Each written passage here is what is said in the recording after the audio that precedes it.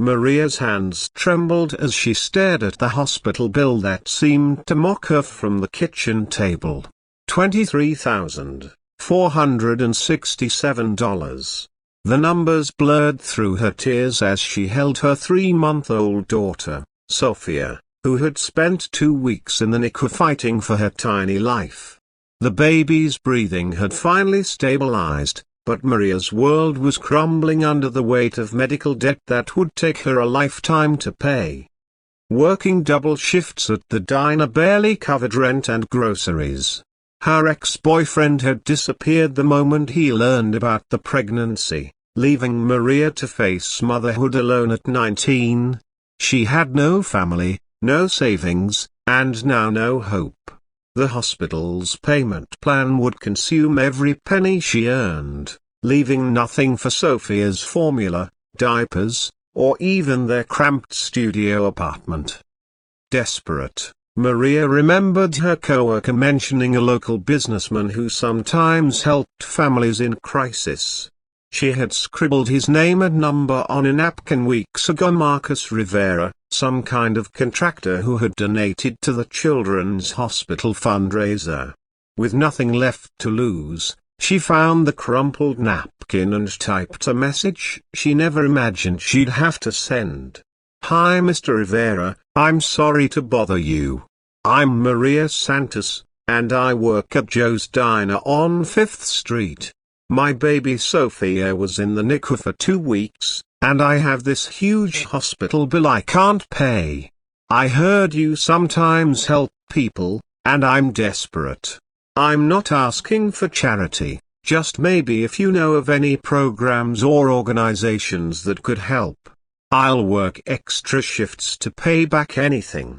Please, I just need my daughter to be okay." She attached a photo of the bill and pressed send before she could lose her nerve.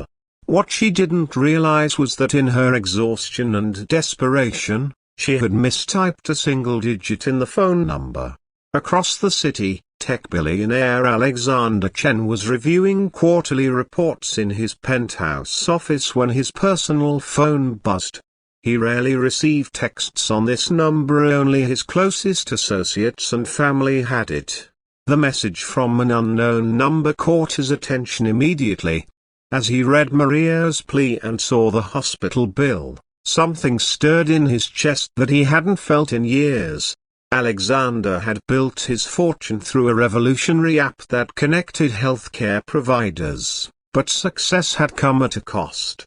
His relentless focus on business had cost him his marriage and created a distance from his 2 children that he deeply regretted.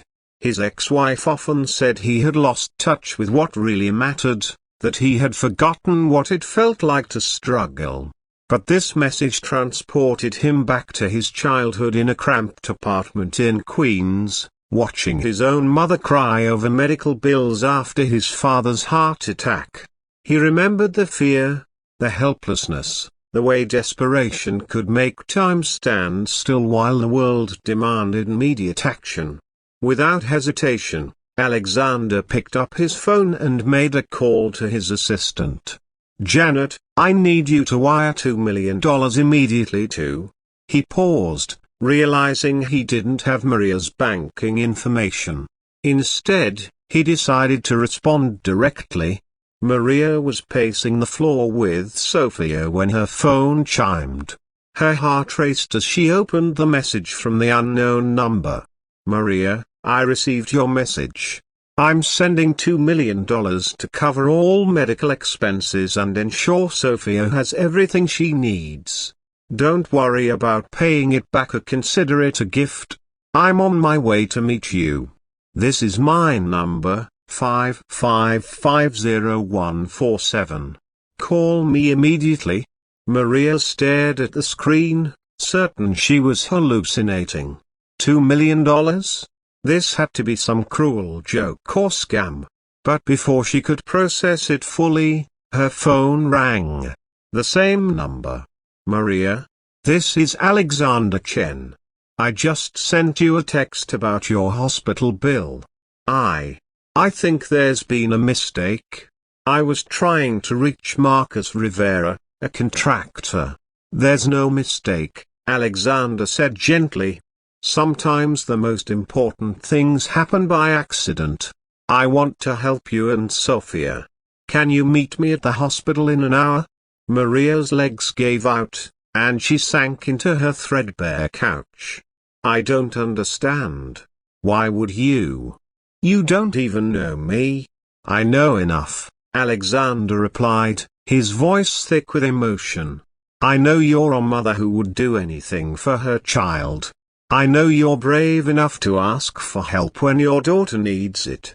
And I know that sometimes the universe puts the right message in front of the right person at exactly the right moment. An hour later, Maria stood in the hospital lobby, still in her diner uniform, holding Sophia close.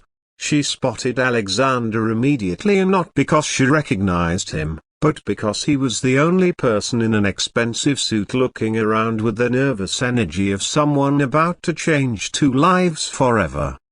Maria? He approached carefully, his usual boardroom confidence replaced by genuine uncertainty. She nodded, unable to speak. Alexander's breath caught when he saw Sophia.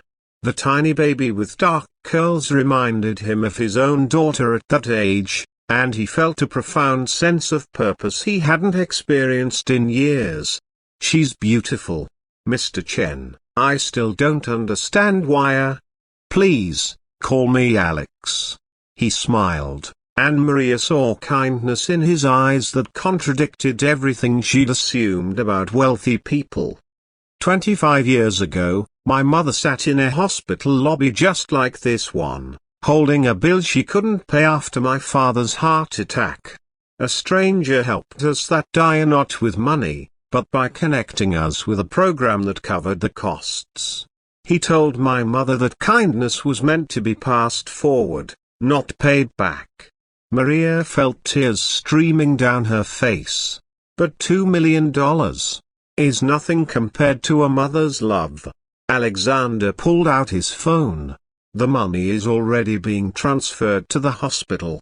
Your bill is paid, and there's enough left to set up a trust fund for Sophia's education and your living expenses. I can't accept this. It's too much. You already accepted it when you sent that text, Alexander said softly. You trusted a stranger with your story, your vulnerability, your love for your daughter. That took more courage than any business deal I've ever made. Over the following months, Alexander became an unexpected part of Maria and Sophia's lives. He helped Maria enroll in night classes to become a medical technician, funded her education, and provided childcare through a service he quietly established. But more than the financial support, he offered something Maria had never had: a father figure who showed up, who kept his promises, who understood that love was measured in presence, not presents.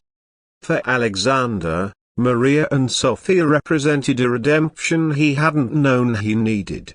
Through helping them, he reconnected with his own children and rebuilt relationships he thought were irreparably damaged.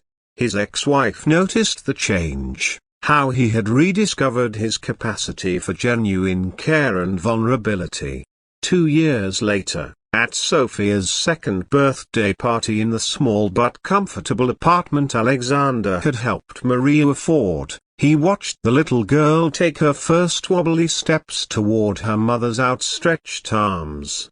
Maria had graduated from her program and started working at the very hospital where Sophia had been born, helping other families navigate medical crises.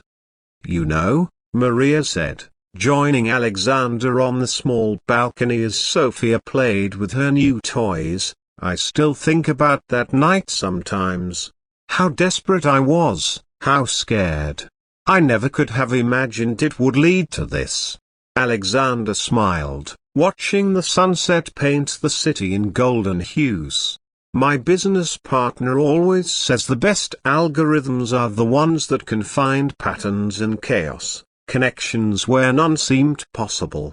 Maybe that's what happened. The universe ran its own algorithm and decided a struggling mother and a lost billionaire needed to find each other.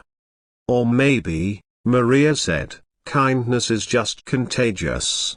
When someone shows you what's possible, you can't help but pass it on. She was right. Alexander had since established a foundation specifically for families facing medical crises, and Maria had become one of its most passionate advocates. They had both learned that the most profound changes often begin with the smallest acts of faith. A desperate text sent to the wrong number, a wealthy man who chose compassion over indifference, and the radical belief that strangers could become family through the simple decision to care. Sometimes the wrong number turns out to be exactly the right one.